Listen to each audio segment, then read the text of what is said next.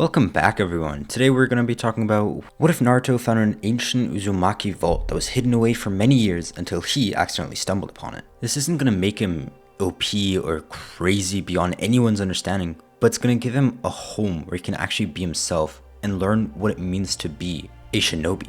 Our story starts long before Naruto has any sense of responsibility or duty to his village, but rather he's still a kid playing pranks, just like we know him in canon. He's loud, impulsive, unfocused, and everyone hates him for it.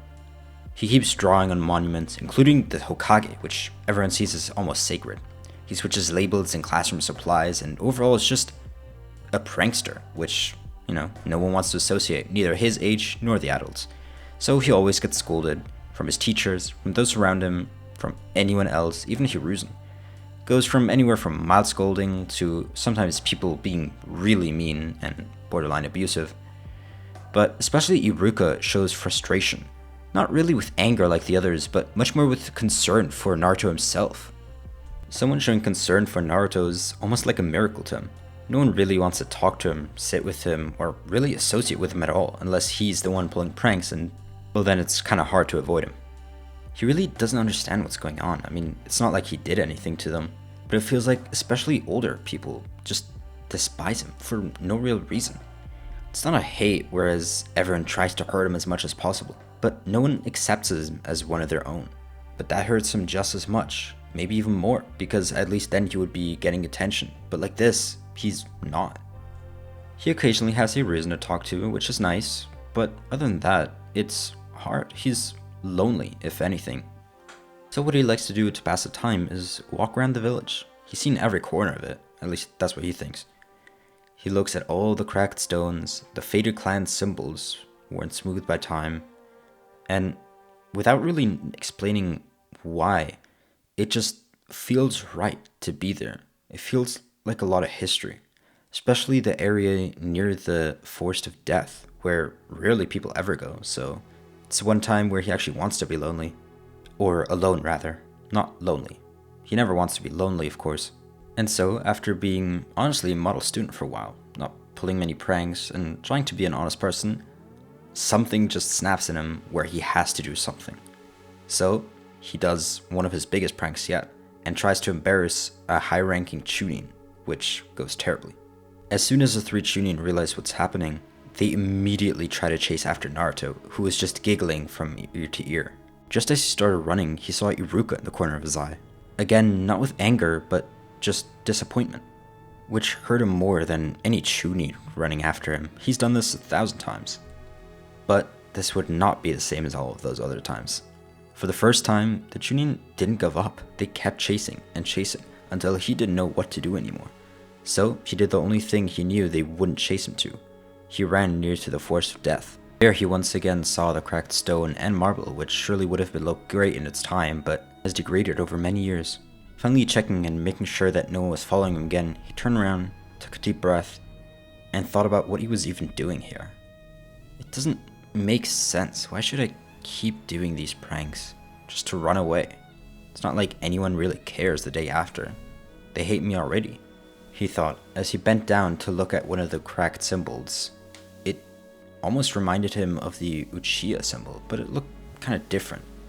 It was probably a clan symbol though. He thought for a while, and wait, isn't this the Uzumaki seal? He didn't pay much attention to class, but since that was his name, he kind of should know his own seal.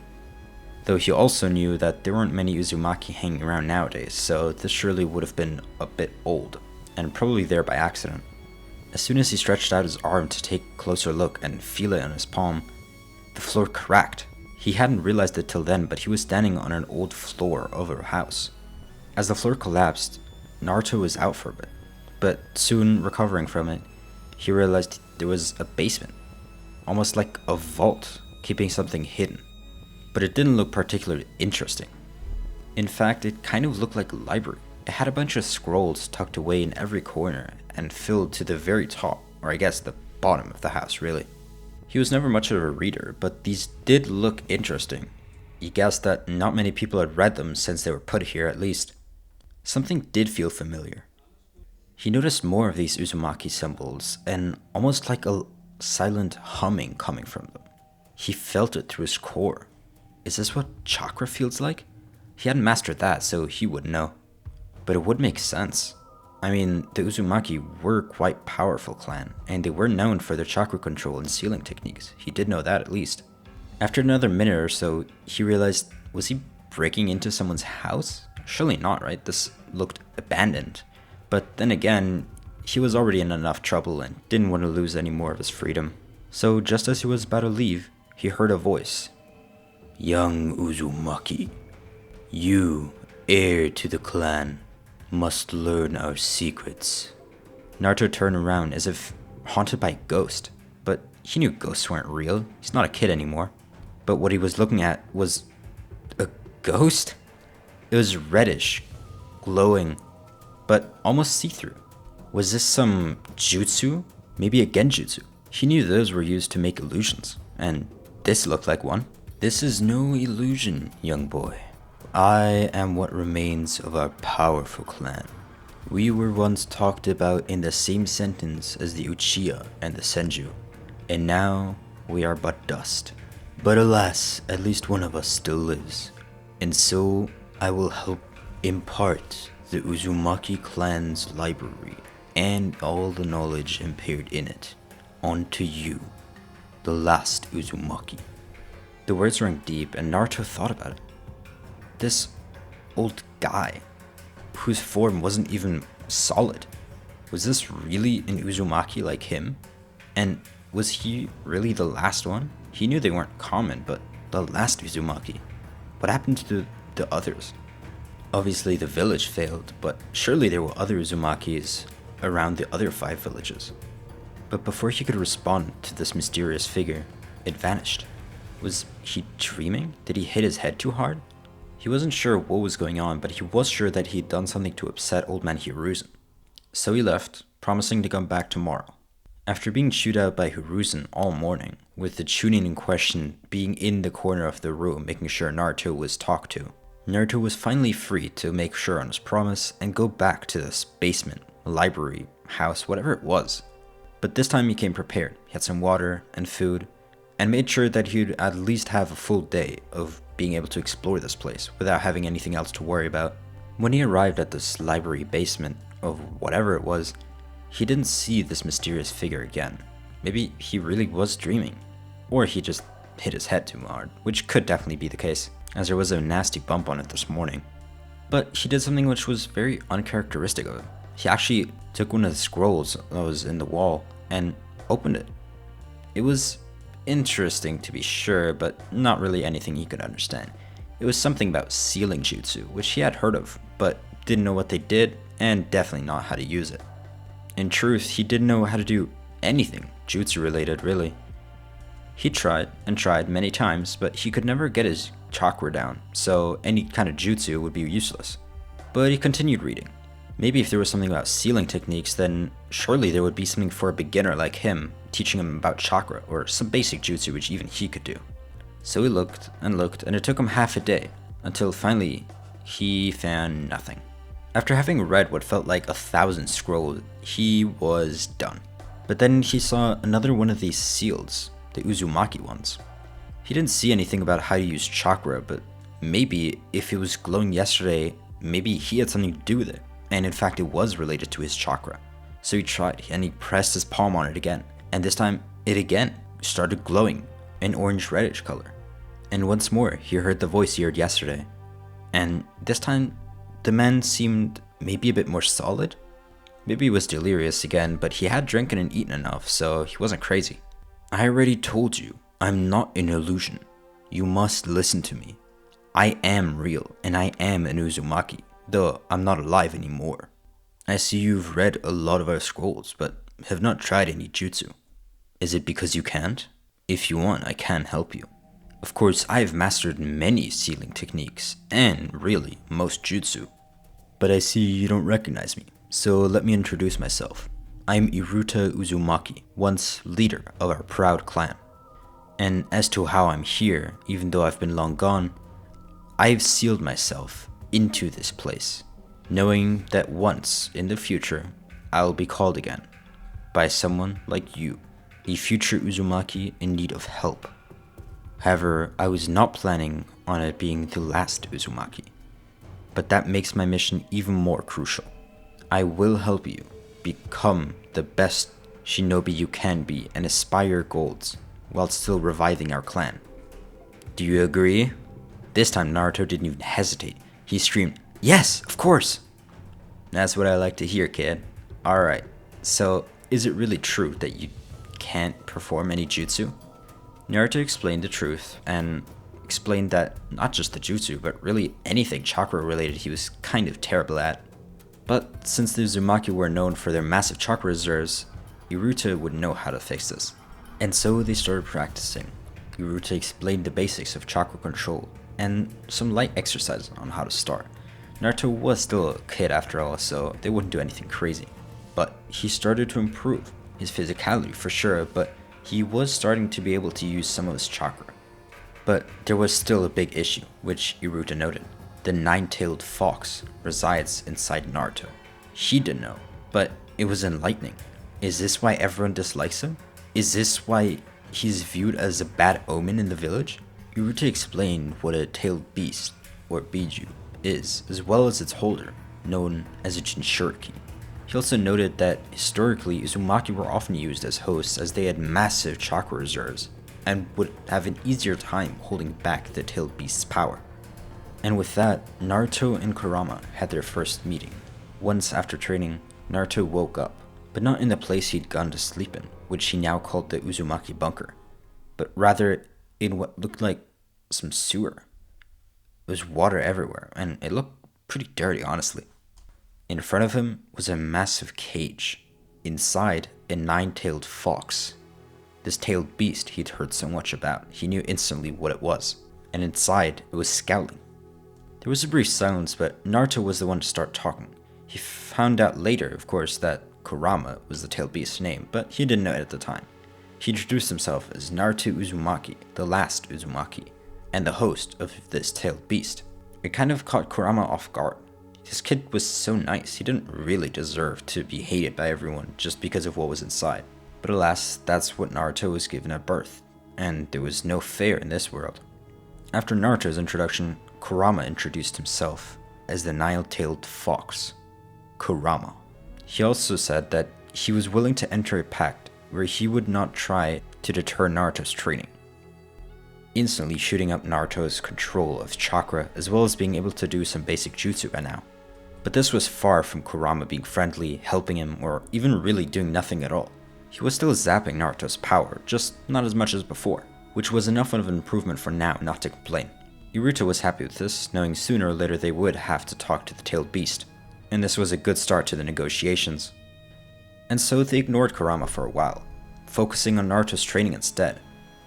Actual jutsu, cloning jutsu, the switching jutsu, as well as actually starting the sealed, which Iruta was master at. There were enough sealing jutsu in the scrolls Naruto had seen that it was a lifetime worth of training, and even those around in school noticed that Naruto was improving, his teachers as well. There were no pranks at all anymore from this kid, so no one really had that much of a problem with him anymore, other than of course him being a Jinchuriki. And now it even looked like he would actually complete the Genin exams and succeed, which Iruka was massively joyed by. All this resulted in Naruto actually becoming a better person. He wasn't this awkward kid with no friends. Well, I mean, he still didn't really have many friends, but he wasn't outwardly annoying. He was paying more attention in class, and those like Choji and Shikamaru, who didn't really have that much of an issue with him in the first place, actually started to get along with him. Having real friends in his class was incredible. He'd never had anything like it, and a month earlier couldn't even imagine it. Iruta was slowly evolving to a father figure of the sort. But that doesn't mean he didn't go hard on training. Naruto was training in all of his free time, either mentally preparing himself, learning, reading new scrolls, or doing physical training. That's not to say his seals were missing at all. In fact, he was practicing the adamantine sealing chains, which, although Naruto didn't know it, were originally used by Kushina to seal Kurama, and were important for any self-respecting Uzumaki to know, especially a Jinchuriki who had to be able to seal his own tailed beast, which also helped Naruto in tightening his own seal, which stopped chakra from flowing out and allowed him a bit more control over his own chakra, as well as decreasing the risk of him going berserk on more than 4 tails of the Jinchuriki power. As hours of training turned into days, weeks, and even months, slowly Naruto started growing up. Sure, he became stronger, and Naruto was proud of him for that, but he was becoming smarter, more attentive, honestly, responsible. But what he needed was control. He needed to be able to control his chakra, his emotions, and his body if he wanted to become a good shinobi and even reach his goal of Hokage, which still seemed a million miles away for now. To do this, Naruto went back to the basics, including basic sealing and even getting Naruto some better education. He sat cross-legged in the center of the vault, this library. He now called it the Uzumaki bunker. He's sweating. He isn't doing push-ups though. He's trying to draw a perfect circle. This is important, sure, to be able to draw, but he didn't really care about that. He needed to be able to draw well for his seals. Naruto went on length, talking about Naruto's chakra, and that it's not just large, but it's turbulent in a way that Naruto can't control it, at least for now. It's a red mass, like a star. It's the sun itself, which has so much power, but there's no way a kid Naruto could even come close to controlling it. That gives him a realization. We can't build a house on a shaky foundation. That's why we need to go into the basics, Naruto said. That's incredibly important considering the one in your belly. He alluded to Kurama, of course, which he didn't want to anger. Naruto also helped Naruto with some meditation and peace of mind, really being able to control himself, even in stressful situations, which again was mostly due to him being a Jinchuriki, and if everything's got out of hand, Naruto knew from his days that could get out of hand really badly and hurt those around him. This went on for quite a while, Naruto improving, Naruto being more and more proud of him, and those around him noticing that Naruto really was improving. And that led to him actually not being hated by his peers. He got some friends, if you could call them that. Choji and Shikamaru certainly didn't hate him before, and now they did actually tolerate him. Around a month before graduation to become Genin, Naruto, during a break in the academy, went to the roof to practice some of his sealing techniques, known as Funjutsu, the art of sealing. Whilst Naruto was on the roof practicing, Choji and Shikamaru went up. Not to go to Naruto, of course, but they were just chilling. And when they went up, they saw Naruto with an apple on top of a paper. He was trying his best to seal an object inside of a scroll, but it certainly wasn't easy. Choji is kind of amazed, he finds it cool, but Shikamaru doesn't care that much, or at least he doesn't show it, and immediately goes for a nap near the railing. Choji explains how his dad actually uses sealing techniques to store food, as his family eats a lot according to him. He explains this whilst eating a bag of chips, so he's probably not lying. But Shikamaru still has some questions. How are you practicing these if you keep failing at regular clone jutsu, or even, the written exam for the academy? I mean, you are getting better, but you're still failing, dude. I don't know, I am getting better as you said, but stuff like history is not my thing, man.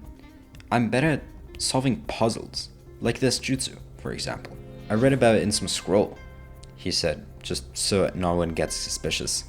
And just then, Naruto felt at peace. He took a chip from Choji, and they relaxed. They slept under this clear sky and missed their next period, but he was still happy. Having even acquaintances was so much better than what he used to have. And then, after a while longer, it finally came down to the Genin exams. The written part was already over, and now they would each have to show a jutsu, famously including the clone jutsu, which Naruto always sucked at. He tried, and he failed again.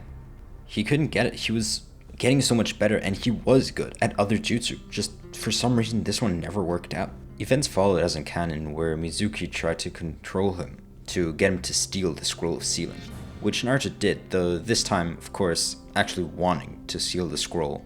Not really to steal it per se, but he did want to know what was inside. Having read what felt like 1,000 scrolls in the library, he now kind of had an idea of how to read them, as well as how to pick up things quickly. And so as soon as he had his hands on the thing, he started reading quickly. And he found something interesting, called the multi-shadow clone jutsu. It worked kind of differently, and felt more naturally, maybe? So he tried it, and immediately it worked. Ah, I see. This one is not an illusion, it actually splits your chakra. And since I have so much, it must work much better than the normal clone jutsu. Interesting. The reason I couldn't do the normal one is I have too much chakra, too much water for the cup, so I need to make more cups. Naruto theorized as he'd become a lot more self-reflecting and smarter, thanks to Iruta teaching him. Naruto continued practicing for a couple more minutes and continued reading what was in the scroll, as he could always practice later now that he knew how to do it.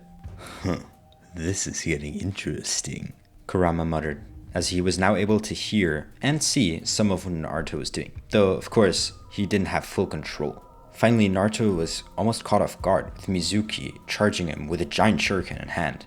Naruto leapt out, but he didn't punch back. He threw 3 kunai with paper tags attached, a paralysis seal.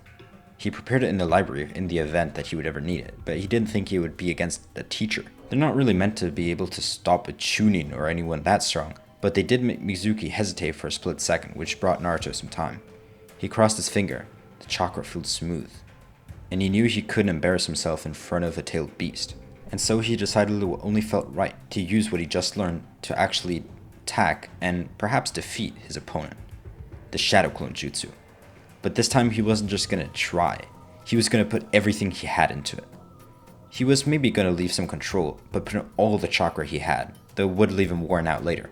But no time to think about it further, so he put in all of his chakra, and thousands of Narutos appeared, all throughout their surroundings, which meant Mizuki could not escape even if he was a lot faster than Naruto. But not like in canon, these Narutos are actually controlled. They prepare and wait for Naruto to give the signal, and then all attack at once. It's like his own personal army of himself, though of course they are much weaker than a real person. But certainly strong enough to control Mizuki and eventually hand him off to Iruka, who was getting close a couple minutes later. Seeing that Naruto was able to master the clone jutsu, though under some interesting circumstances, Naruto will also receive the headband given to all genin from Iruka, which Naruto proudly showed to his Uzumaki teacher, Iruta. By the way, I hope the names don't get confusing, sorry about that. Naruto is thrilled, and Iruka and Iruta are both very happy that their student, Naruto, is finally taking a first step to his actual goal, becoming a shinobi and maybe, though no one believes it yet, becoming the Hokage. Next morning, everyone's excited. The classroom is buzzing. Everyone is going to receive their Jonin instructor. In the original timeline, this is where Naruto jams a chalkboard eraser into the doorframe to prank Kakashi. It's iconic for sure, but not something this Naruto does. He's sitting at his desk, eyes closed, tapping a rhythm on the wood. He's mentally reviewing the stroke order from an explosive tag that Iruta forced him to memorize the night before. He should be prepared after all if he wants to really become a shinobi. That's annoys Sakura though, who's weirded out. She's expecting him to jump on tables, yelling about how slow the teacher is, but he's not doing that. He really has changed, hasn't he? He's quiet. Sasuke knows it too, as they are the only ones that are still waiting for the Jonin. He looks at Naruto and thinks, finally, stop being annoying. When Kakashi slides open the door, there's no eraser, no prank. He walks in, looks around, sees 3 genin sitting there patiently, and he smiles. But he is suspicious. My first impression? You guys seem boring. Meet me on the roof. Huh? He's gonna make us wait that long and then just meet us somewhere else? Is this guy crazy? Sakura says, and she does have a point. Naruto finds it weird for sure, but he did hear before that Kakashi is known for being different. After introductions are done, we go to the training ground, the bell test. The objective is the same, get the bells, but the dynamic is completely different. When Kakashi says start, Sasuke and Sakura hide, not as usual, but Naruto, he would charge him head first, right? That's what they thought. But Naruto performs a hand sign and vanishes into the bushes. He's prepared. The loud one learned stealth, Kakashi said. He had heard of Naruto and his antics, but this was not what he expected. As the test continues, Kakashi tries to find Sakura and Sasuke as he saw them run off into the forest. Sasuke tries his fireball, while Sakura stays hidden, but Naruto is still setting the board. He's using some utility scrolls he made in the library earlier. He's even stringing up tripwires, not for a generic ninja, but with wire enforced to weak chakra seal, which Iruta taught him, and it is faint, but it definitely does the job in restraining even a strong shinobi, though he is worried that a Jonin is too far above his level. When he's done, and Kakashi's in his field open, Naruto finally steps out. He throws a kunai, which Kakashi catches lazily between his two fingers. Naruto performs a half seal. Pop! The kunai wasn't a weapon, it was a carrier. A small smoke bomb which was attached to the handle that now detonates. It doesn't hurt Kakashi, but it blinds him for a split second, which Naruto uses not to attack, but he shouts, "Sasuke, left flank, Sakura, flush him out." The goal here is to do teamwork, which Naruto notices. They obviously couldn't get even a fraction of the strength necessary to defeat a Jonin, but maybe as a 3? But even then it wouldn't make sense. They just became Genin. The gap between a Genin and a Chunin is strong, but a Jonin is even stronger than that. How are they supposed to do anything?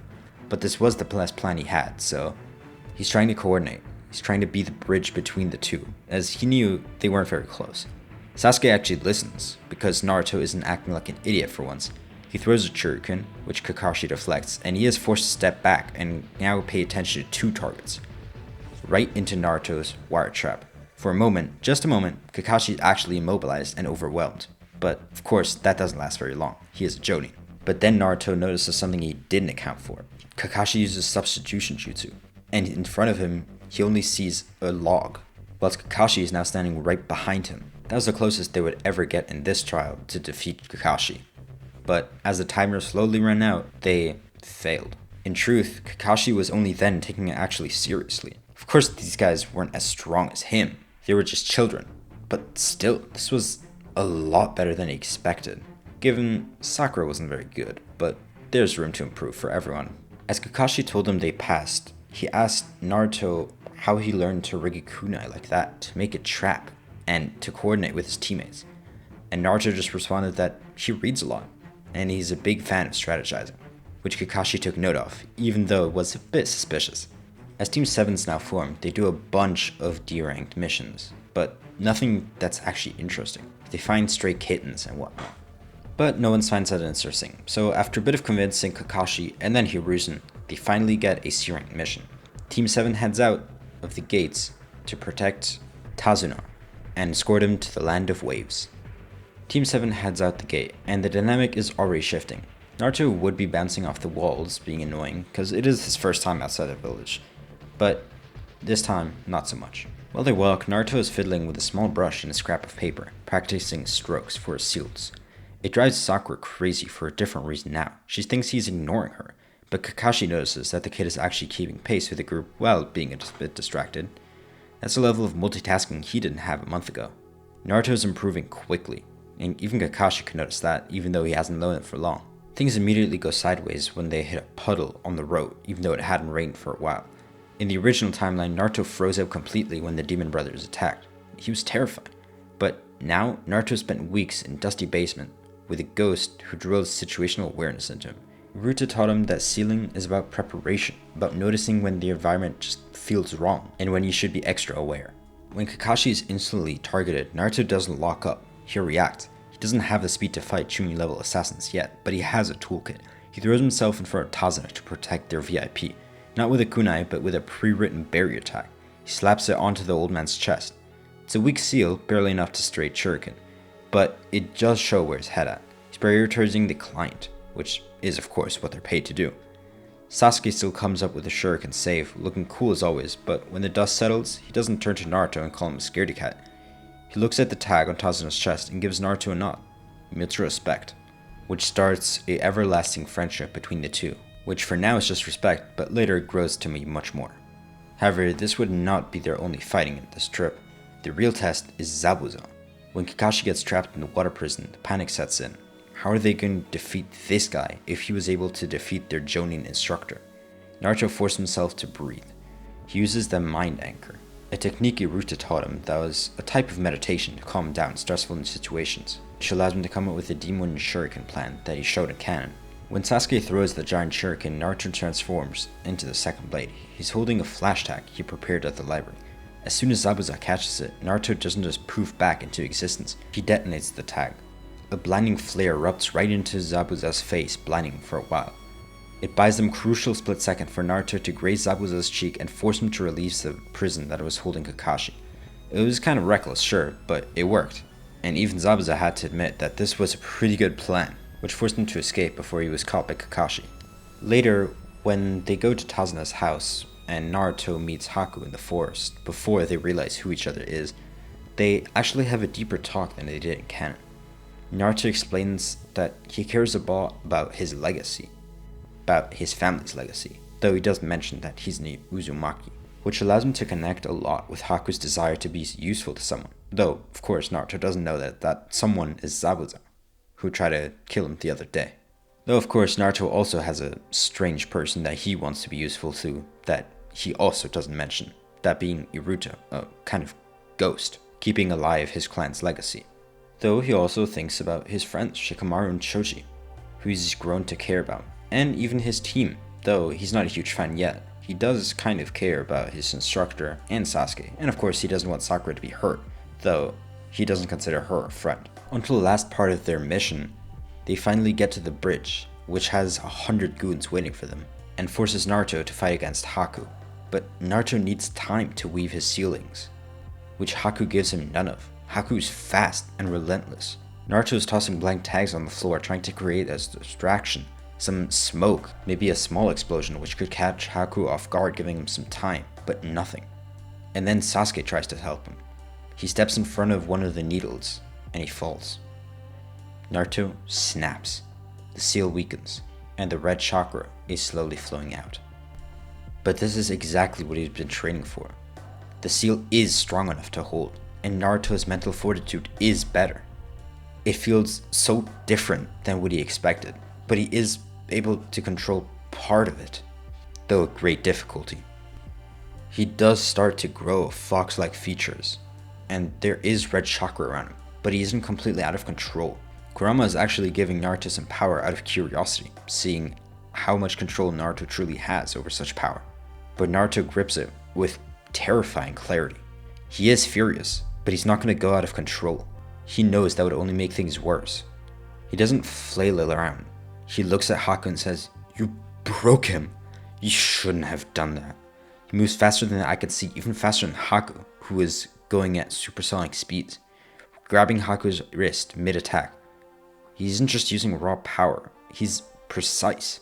He still remembers all of the techniques he learned, all of his taijutsu. He punches through one of the ice mirrors, shattering the crystal with a chakra-loaded strike that feels heavy, kind of like what Tsunade does, but obviously nowhere near that level, which allows him to defeat Haku, not by overpowering blindly, though of course he has crazy strength now with some of Kurama's chakra, but by using his techniques and keeping true to his true nature, remembering what he learned and staying intact, not going out of control.